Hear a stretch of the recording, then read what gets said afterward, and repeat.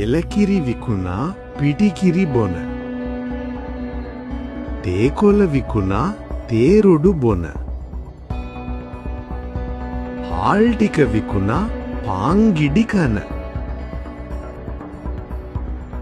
තැඹිලිවලු විකුණා පැණි බීම බොන. මාළු ටික විකුණා සැමන්ටින් කන. ඇපල් ගෙඩි විකුණා ඇපල් ගෙඩි කන. පුදුම හිතෙන රටක් මේක.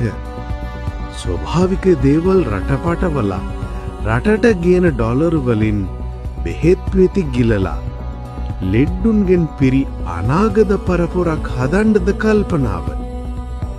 නිරෝගීමත් පරපුරක් ශක්තිමත් රටක් ගොඩනගන්න මීට වඩා බුද්ධිමත්ව සිතමු.